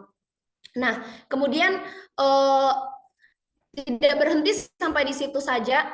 Ternyata James Kennedy juga mengungkapkan bahwa pembelaan iman Kristen ini, jikalau iman Kristen ini tidak sungguh-sungguh nyata, maka tidak akan ada pengalaman-pengalaman dari tokoh-tokoh tadi. Tidak akan ada pengalaman-pengalaman dari John Newton atau pengalaman-pengalaman yang dialami oleh Santo Agustinus tadi. Nah, sehingga James Kennedy ini berpendapat bahwa Kristus itu benar-benar hadir di dalam kehidupan setiap orang, dan lewat kesaksian-kesaksian yang dituliskan di dalam buku tadi, James Kennedy ini mengungkapkan fakta bahwa pembelaan iman Kristen itu dapat dilakukan menggunakan pengalaman-pengalaman kita secara pribadi. Nah, kemudian selanjutnya kita akan masuk ke dalam bagian selanjutnya. Nah, ternyata untuk melakukan pembelaan-pembelaan terhadap iman Kristen, tadi kan kita sudah melihat ada metode objektif dan juga ada metode subjektif. Nah, untuk mengetahui metode mana yang akan kita gunakan, maka kita harus terlebih dahulu mengetahui yang namanya worldview, atau sebuah cara pandang dari suatu kelompok masyarakat untuk memandang dunia yang ada di sekitarnya. Nah, seperti kita menggunakan sebuah kacamata. Jika kita menggunakan kacamata hitam, maka yang kelihatan itu adalah berwarna hitam. Tetapi jika kita menggunakan kacamata berwarna merah, maka di dunia yang ada di sekitar kita itu akan berwarna merah. Nah, di dalam cara dunia memandang ini ada 3 bagian bagaimana masyarakat dunia untuk memandang dunia yang ada di sekitar mereka, yaitu ada dengan cara animistik, ada dengan cara teistik, dan juga ada dengan cara sekularistik. Nah, kemudian di suatu masyarakat yang menggunakan metode teistik ini atau teisme ini dibagi menjadi 3 bagian lagi, yaitu dianut oleh agama Kristen, dianut oleh agama Islam, dan juga oleh agama Yahudi. Kemudian dari agama kekristenan ini akhirnya muncul bahwa Yesus itu adalah penyelamat dunia dan Allah itu memiliki kerajaan di bumi.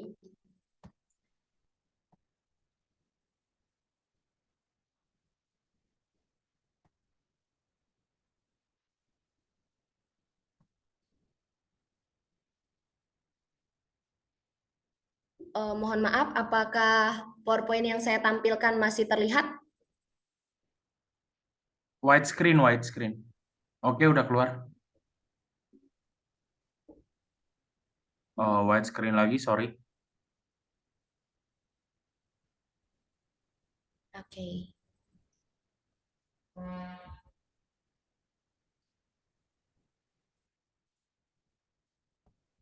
Nah, sudah terlihat? Sudah. Baik. Nah, cara dunia memandang, cara manusia untuk memandang dunia itu untuk memiliki pemahaman tentang waktu, memiliki pemahaman tentang ruang, atau pemahaman tentang sebab akibat yang terjadi di dunia ini. Nah, dalam aliran-aliran tadi, dalam aliran animisme, dalam aliran teisme, dan aliran sekularisme, kita dapat melihat bahwa ternyata aliran animisme ini menjunjung akan realitas tertinggi itu adalah roh. Jadi masyarakat yang memandang dunia secara animisme ini mengetahui bahwa realitas tertinggi dari kehidupan manusia itu adalah roh itu sendiri. Sementara pada masyarakat yang memandang dunia secara teisme, memandang bahwa dunia, hal yang terletak pada dunia ini, realitas tertinggi di dalam dunia ini adalah sebuah pribadi. Dan ketika kita melihat masyarakat yang menganut paham sekularisme, mereka memandang bahwa realitas tertinggi di dalam dunia ini adalah fisik. Jadi menurut mereka sesuatu yang tidak terlihat itu tidak realitas atau itu tidak dianggap sebagai sebuah kebenaran.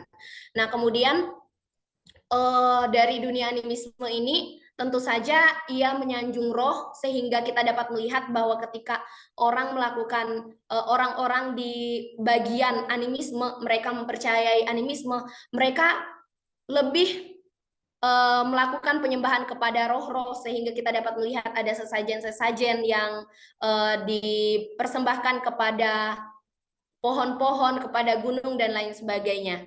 Tetapi di dunia suatu masyarakat yang ada di bagian kelompok teisme, yaitu mereka itu percaya akan gambar diri kita itu adalah serupa dan segambar dengan Allah, sehingga kita semua menyatakan diri kita sebagai penyembah Allah. Tetapi untuk masyarakat yang ada di bagian sekularisme, mereka memandang bahwa manusia itu adalah binatang tertinggi. Nah, karena mereka percaya akan teori yang dicetus oleh Charles Darwin bahwa manusia itu berasal dari monyet ya. Sehingga penyembahan yang mereka lakukan itu adalah penyembah secara materi, atau materi itu adalah segala-galanya dalam kehidupan orang-orang yang ada di sekularisme. Nah, sehingga orang-orang di sekularisme ini mereka berpusat kepada diri mereka sendiri, tetapi orang-orang yang ada di animisme mereka pastinya takluk kepada roh-roh. Dan kita yang ada di aliran teisme, kita itu merasa bahwa diri kita itu berada dalam kuasa Allah sehingga harus diselamatkan. Nah, sehingga orientasi dari kehidupan ketiga sudut pandang ini juga berbeda-beda. Nah, ketika orang-orang dari animisme ini, tentunya mereka ketika mereka menganggap bahwa roh itu adalah suatu realitas tertinggi dalam kehidupan mereka, tentu saja mereka ingin menyenangkan dari roh-roh yang ada di sekitar mereka. Kemudian untuk kita sebagai seorang yang percaya akan kehadiran Allah, tentu saja kita harus hidup dengan percaya kepada Tuhan dan melakukan kehendak Tuhan itu sendiri. Sedangkan untuk orang-orang yang berada di sekularisme, mereka itu menganggap bahwa kekuatan manusia itu harus diperjuangkan, begitu. Kemudian dari semuanya itu kita dapat menyimpulkan bahwa ternyata ada 3 bagian. Yang pertama adalah agama yang meliputi Allah, kemudian meliputi malaikat, surga, dan juga neraka. Dan pada bagian yang kedua ada dunia roh di dunia ini. Nah, ini meliputi ada roh-roh dan dunia supranatural. Kemudian yang ketiga adalah ilmu pengetahuan manusia, yaitu pengetahuan yang berdasarkan pada panca indera manusia. Nah, pada bagian ini adalah sudut pandang dari dunia timur, teman-teman. Nah, jadi dunia timur menganggap menyimpulkan dari ketiga tadi ada agama, ada dunia roh, dan juga ada ilmu pengetahuan. Tetapi ketika kita melihat ke dunia barat, ternyata mereka hanya mengakui 2 pandangan saja, yaitu pandangan terhadap agama dan juga ilmu pengetahuan manusia. Sehingga ketika mereka diperhadapkan dengan hal-hal yang seperti supranatural, mereka tidak akan percaya karena orientasi mereka berpusat pada suatu yang fisik, sesuatu yang kelihatan saja. Nah, sementara di dunia timur itu kita melihat adanya Euclid Middle. Nah, apa sih yang disebut dengan Euclid Middle? Euclid Middle itu adalah dunia tengah atau yang berkaitan dengan dunia supranatural. Sehingga ketika mission trip yang misionaris yang berasal dari dunia barat, mereka agak kesulitan untuk menjangkau orang-orang yang ada di dunia timur. Karena apa?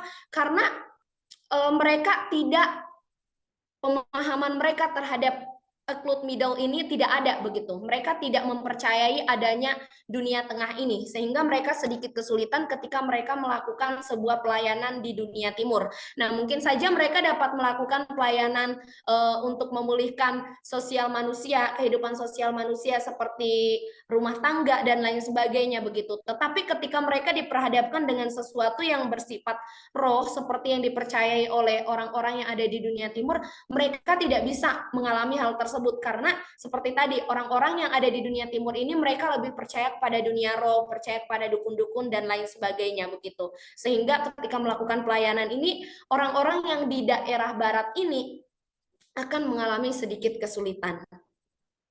Nah, kemudian kita akan melihat di sini ada yang namanya jendela 10/40. Nah, jendela per 10/40 ini apa sih, teman-teman? Dunia jendela 10/40 ini adalah suatu wilayah yang sulit dijangkau oleh Injil.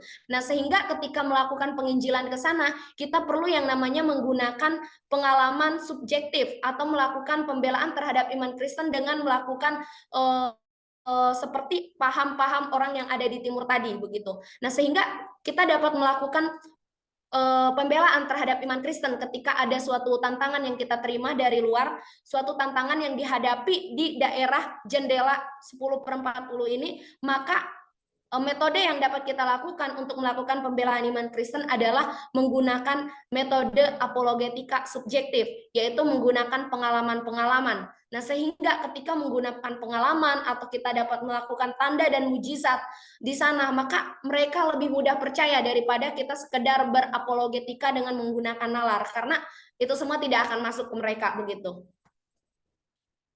Nah, ini dunia wilayah-wilayah yang ada di jendela 10/40 tadi. Kemudian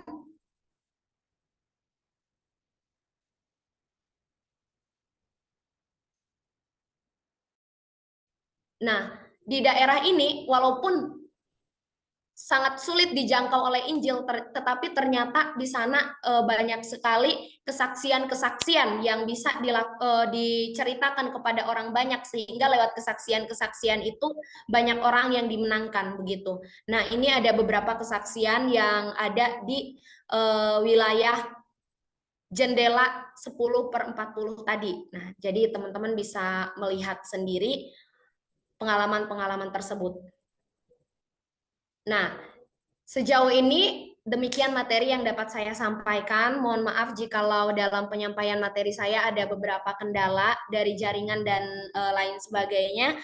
Saya harap teman-teman dapat mengerti bahwa ketika melakukan pembelaan iman Kristen itu kita harus mengetahui terlebih dahulu daerah yang sedang kita layani itu apakah dia penganut animistik, teistik, ataupun sekularistik. Jadi kita dapat melakukan pembelaan terhadap iman Kristen.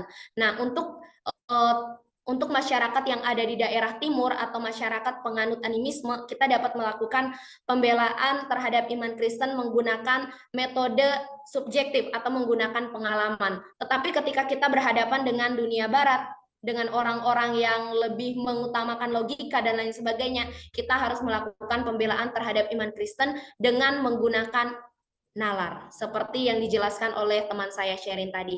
Terima kasih untuk waktu dan kesempatan yang diberikan kepada saya. Untuk waktu selanjutnya saya serahkan kepada moderator. Oke, terima kasih untuk pemateri keempat, Vanessa Andrea Miranata. Mari kita apresiasi, beri tepuk tangannya dulu. Luar biasa, materi yang luar biasa. Oke, teman-teman, karena dari tadi juga ada yang beberapa mungkin sudah dipertanyakan ke media ya, chat media. Boleh kita akan masuk ke dalam sesi tanya jawab.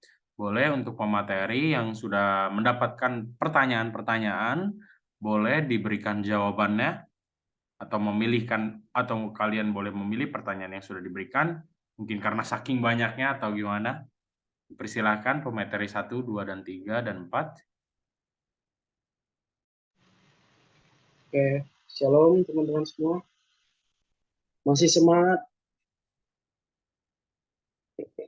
Kelihatannya udah capek nih. Coba mau dilihat dong reaksi jempolnya, reaksi applause-nya bisa dikasih. Kalau teman-teman masih ada di Zoom ini. Wah, masih ada. Oke, terima kasih. Mungkin ada pertanyaan ya. Pertanyaan pertama, jelaskan kalau iman Tritunggal itu supaya bisa masuk akal bagi orang yang di luar Kristen. Oke, baik, saya coba jawab pertanyaan ini. Jadi, sebentar.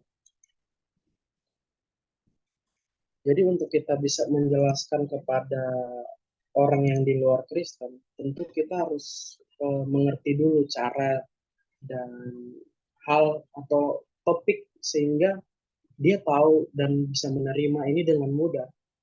Dan konsep Tritunggal itu yang diajarkan oleh Kristen itu bagi kaum Kristen sendiri seringkali memang dianggap sulit. Bahkan orang percaya pun banyak yang nggak paham gitu.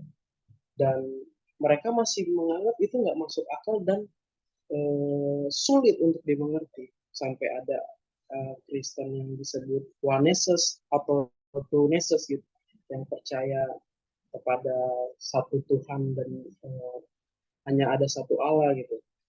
Namun saya coba menyimpulkan ada beberapa cara untuk kita bisa menjelaskan konsep ini supaya mudah dan masuk akal bagi orang yang di luar Kristen. Yang pertama, kita bisa menjawab itu dengan analogi. Dan ini adalah salah satu cara ya yang kita tahu. Dengan analogi ini kita bisa menjelaskan target kita tuh dengan mudah. Contohnya mungkin ya, ini hanya contoh. Misalkan kita bisa bawa dengan analogi es yang bentuknya padat, lalu analogi dia kalau mencair, lalu analogi kalau dia menguap. Nah, itu adalah bentuk satu zat yang sama, tapi punya sifat yang berbeda. Nah, demikian juga konsep Tritunggal ini memiliki tiga pribadi yang berbeda, namun tetap satu, yaitu kita tahu Bapa, Allah Anak, dan Allah Roh Kudus. Lalu kita juga bisa menjelaskan dengan perbedaan antara persona dan substansi. Konsep Tritunggal ini tuh mengajarkan bahwa Bapa, Anak, dan Roh Kudus itu adalah satu dalam substansi, namun memiliki tiga persona yang berbeda. Dan persona di sini yang saya maksud mengacu kepada keberadaan individu yang berbeda, tapi masih dalam substansi yang sama. Sebagai contoh, sebuah keluarga yang terdiri dari ayah, ibu, dan anak-anak. Dan itu kita bisa lambangkan itu sebagai tiga persona, namun dalam satu keluarga yang sama. Dengan cara ini, konsep Tritunggal ini bisa jadi lebih mudah dipahami oleh orang yang di luar Kristen. Lalu kita bisa jawab juga dengan cara sains atau matematika, dan masih banyak hal lainnya. Tapi yang menjadi hal penting dalam semua cara di atas, penting untuk kita ingat kalau konsep Tritunggal itu tetap masih menjadi suatu hal yang besar, suatu hal yang nggak bisa kita terima mentah-mentah aja, dan kita harus paham itu sepenuhnya melalui iman dan pengalaman rohani seperti yang dijelaskan oleh Vanessa tadi. Oke, mungkin itu saja yang bisa saya jawab. Teman-teman lain mau menjawab? Oke, jawaban luar biasa. Biar aku singkat ya, maksud dari Bro Richard, mungkin masih ada teman-teman yang kurang mengerti. Aku pernah naik Gojek, jadi aku pernah naik Gojek, aku ngobrol banyak sama tukang Gojek ini, dan singkat cerita tukang Gojek ini berbeda agama dengan kita, yaitu non-Kris. Nah, dia nanya, Mas, katanya Kristen ini Tuhannya ada 3 ya? Nah, di sini saya jelaskan, ini yang notabene sudah pastinya di luar Kristen ya, dan dia notabene orang awam. Nah, jawaban yang paling mudah untuk mereka mengerti yaitu saya bilang seperti ini. Mas, bayangin ada seorang guru yang sudah berkeluarga, dia di hadapan para muridnya dipandangnya yaitu guru. Tapi di pandangan anaknya dia adalah orang tua. Tetapi di pandangan orang tuanya dia adalah seorang anak. Tapi dia satu orang. Nah, Yesus itu seperti itu. Saya bilang seperti itu. Nah, dari situ dia mengerti gitu bahwa maksudnya Tritunggal itu bukan yang kita sembah, yang kita muliakan ada 3 orang, tapi memiliki 3 bukan kepribadian sih. Punya pribadi yang berbeda-beda tapi dalam satu individualitas. Seperti itu, teman-teman. Jadi, untuk di luar Kristen agar lebih mudah dijelaskan, menurut saya bisa dijelaskan seperti itu. Kalau secara sains memang benar kata Bro Richard memang dalam zat mungkin ada yang kalian punya teman yang pinter kan, kalian bisa jelasin zat air, es, dan uap seperti itu. Oke, boleh dipersilakan untuk pemateri selanjutnya yang memiliki pertanyaan, boleh.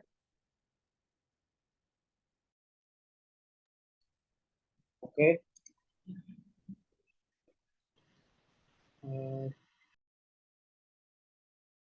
Teman-teman lain mungkin mau menjawab. Ini pertanyaan selanjutnya atau masih pertanyaan yang pertama? Bebas. Boleh pertanyaan selanjutnya, boleh. Oke, pertanyaan selanjutnya saya akan coba menjawab kenapa iman dibela. Oke, teman-teman. Kita lihat dulu latar belakang kenapa apologetika itu muncul. Pasti karena ada penyerangan untuk iman kita. Nah, itulah tujuan kenapa iman kita harus dibela. Kita bisa lihat, teman-teman, salah satu contoh bentar, teman-teman.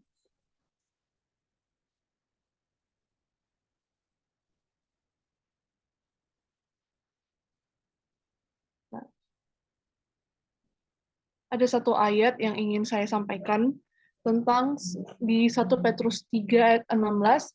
Di sini dikatakan, tetapi kuduskanlah Kristus di dalam hatimu sebagai Tuhan, dan siap sedialah pada segala waktu untuk memberi pertanggungjawab kepada tiap-tiap orang yang meminta pertanggungjawab. Misalnya kalau kita dipertanyakan tentang iman kita, di sini sudah tertulis bahwa diminta pertanggungjawaban kepada memberi pertanggungjawab kepada tiap-tiap orang yang meminta pertanggungjawab dari kamu tentang pengharapan yang ada padamu, tetapi haruslah dengan lemah lembut dan hormat. Jadi teman-teman,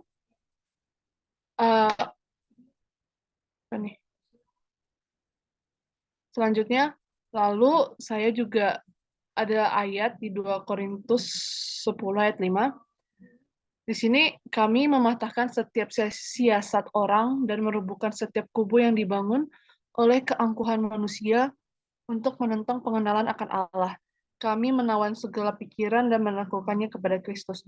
Jadi di sini sudah jelas teman-teman di 2 Korintus 10 ayat 5 kenapa iman dibela? Karena karena itu untuk mematahkan setiap siasat yang merubuhkan tentang pengenalan akan Allah. Mungkin ada teman-teman yang mau bantu jawab. Oke, baik. Saya coba bantu jawab ya pertanyaan yang tadi. Jadi, kenapa iman harus dibela ya? Buat saya simpel. Mungkin juga kenapa Allah harus dibela. Bukannya Allah lebih pintar dari manusia. Bukannya Allah lebih berkuasa. Siapa manusia sampai harus membela Allah? Jadi kita tahu kalau Allah ini adalah sang pencipta dan penguasa alam semesta. Jadi jelas nggak butuh namanya pertahanan dari manusia. Namun kita harus tahu kepercayaan dan keyakinan kita, iman kita sebagai umat orang Kristen atau orang percaya terhadap Allah itu nggak bisa diragukan oleh orang lain lagi. Itu udah jadi hal yang mutlak.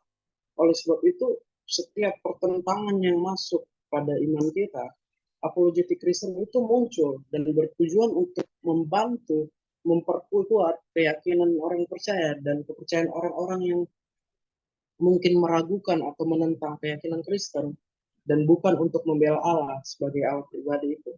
Sebagai manusia juga kita memiliki tanggung jawab untuk memberikan jawaban yang tepat dan juga masuk akal atas keraguan dan kritik dan tuduhan yang dilontarkan terhadap keyakinan kita. Saya banyak mendengar hal-hal yang nggak benar gitu dilontarkan kepada kita.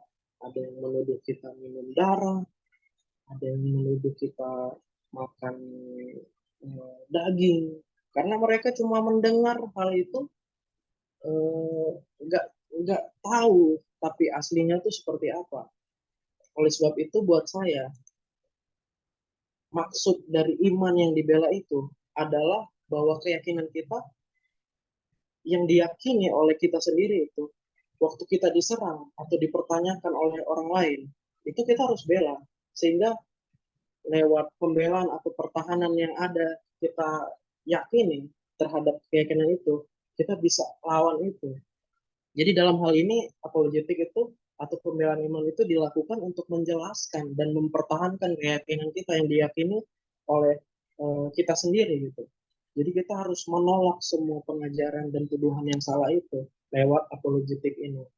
Mungkin itu saja yang bisa saya sampaikan. Untuk pertanyaan yang lainnya bisa dikirim kepada moderator atau media. Dan pesan dari saya sendiri, teman-teman, kita ini terbagi dari berbagai kelompok yang disebar di berbagai penjuru Indonesia. Dan kita salah satunya tim yang disebar di wilayah Jawa Tengah. Dan tujuan seminar ini diciptakan untuk memberi wawasan untuk teman-teman yang awam, teman-teman yang mungkin masih jarang ke gereja, jarang mengenal Kristen, jarang menyembah Tuhan. Kita terbagi oleh berbagai kelompok. Ada tim dari Sumatera, ada tim dari Jawa Barat, ada tim dari Kalimantan, ada yang dari Sulawesi. Semua melakukan seminar menyebarkan pengajaran apologetik ini supaya memiliki keyakinan yang kuat akan Kristen. Jadi tentu teman masih mendengar kita banyak kesalahan mungkin dalam pembicaraan, banyak salah kata dalam menjelaskan, karena kita sama-sama masih belajar Saya harap teman-teman semua maklumi, dan saya yakin lewat adanya seminar ini ada koneksi antara kita semua, semakin percaya kepada Tuhan, semakin mengenal teman-teman dari tempat kita berada. Mungkin itu aja pesan dari saya. Tuhan Yesus memberkati. Oke, mungkin untuk sesi tanya jawabnya kita sudahi dulu.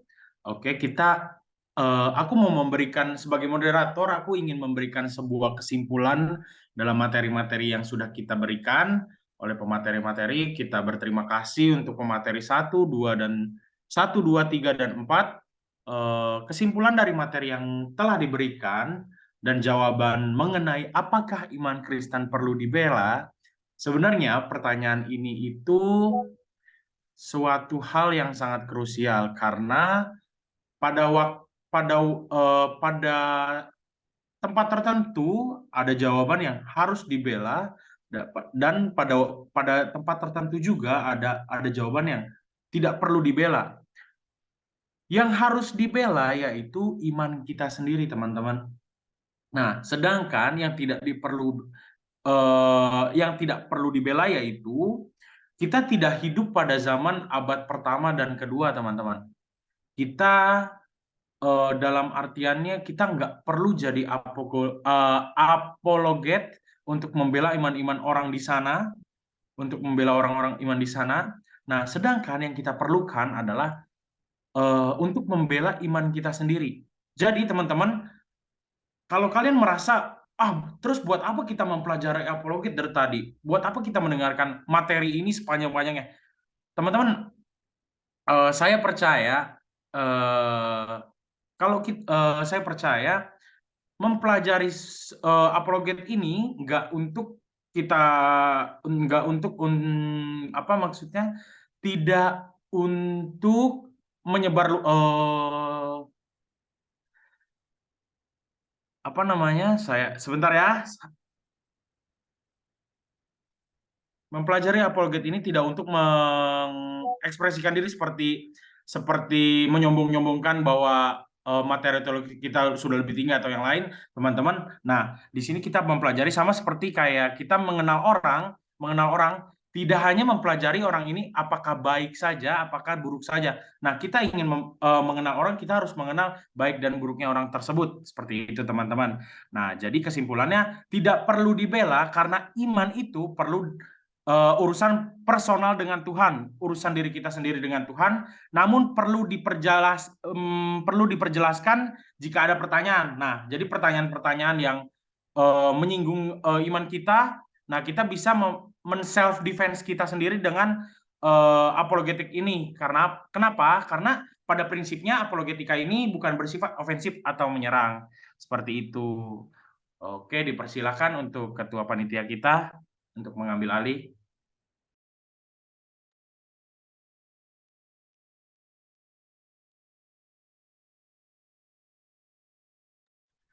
Oke, baik. Sebenarnya masih ada pertanyaan lain ya. Masih bisa dijawab, Sen, atau gimana? Karena waktu Sorry udah untuk habis. waktunya sudah melewati batasnya, boleh ditutup saja mungkin. Oke, Ketua. baik. Ini ada 3 pertanyaan sebenarnya menarik banget nih. Bagaimana apologetik Kristen dapat membantu dalam misi dan pelayanan gereja? Mungkin untuk pertanyaan-pertanyaan yang nggak terjawab ini, teman-teman bisa kirim pertanyaan itu ke admin yang ada di grup seminar apologetik, supaya kita bisa bantu jawab. Mungkin teman-teman rindu juga dijawab lewat telepon, kita sangat terbuka, lewat chat juga sangat terbuka. Dan sebagai penutup, saya selaku Ketua Panitia berterima kasih untuk semua teman-teman yang hadir dalam seminar kali ini. Saya berdoa teman-teman semakin diperlengkapi dalam pelayanan. Saya berdoa juga teman-teman semakin diberi kualitas dalam pelayanan sehingga dapat semakin baik dalam pelayanan berikutnya. Mungkin ada teman-teman dari tim Yogyakarta, ada teman-teman dari tim Sumatera, ada teman-teman dari Cikarang, teman-teman STPK Desi Yogyakarta, ada teman-teman dari Youth GBI Cikampek ya, dan banyak lagi lah, saya tidak bisa sebutkan. Terima kasih semuanya atas partisipasinya. Tuhan Yesus memberkati. Kita berdoa ya, Sian ya. Oke, kalau gitu mari kita tundukkan kepala kita masuk ke dalam doa kita. Oke, baik.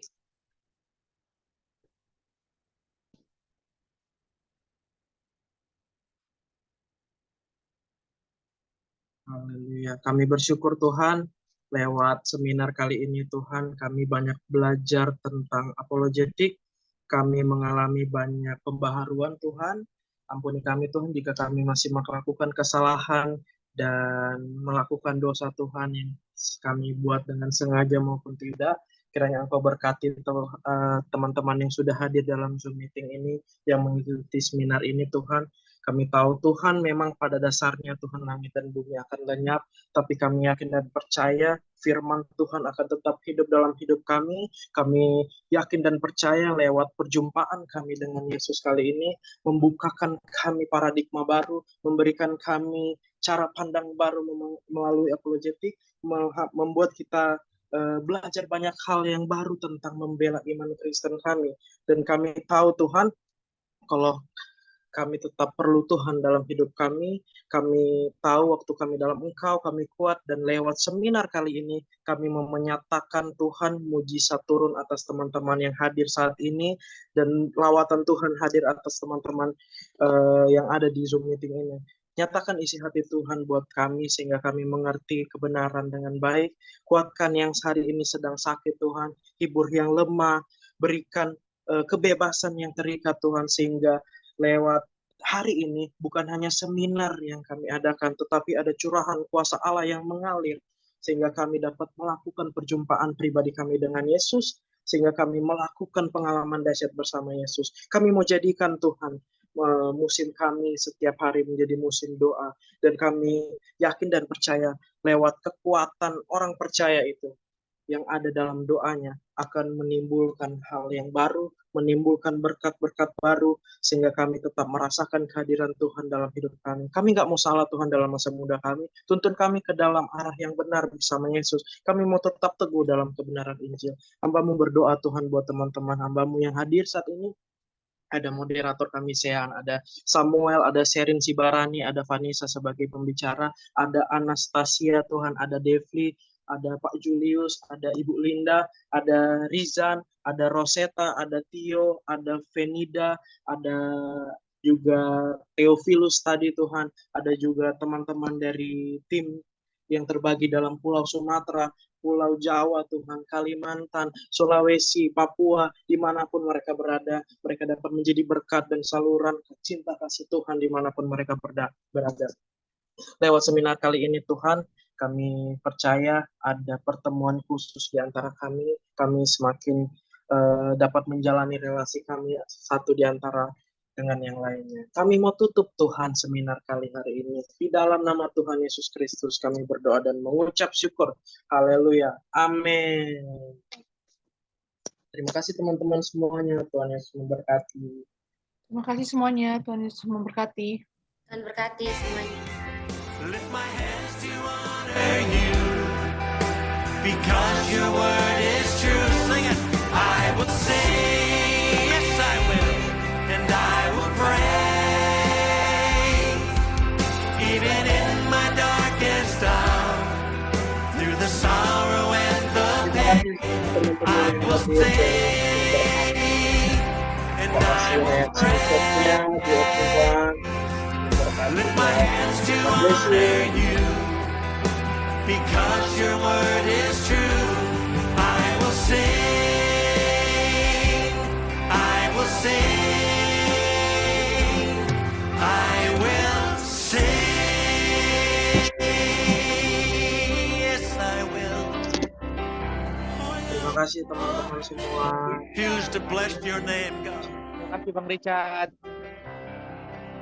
We choose to give you praise. Ya dulu lah, sopan kalian. Bye.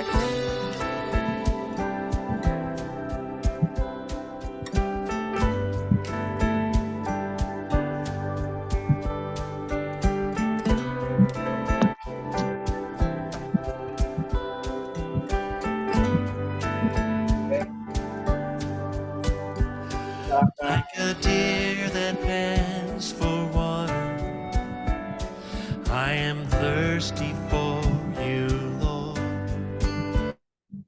Sip, mantap.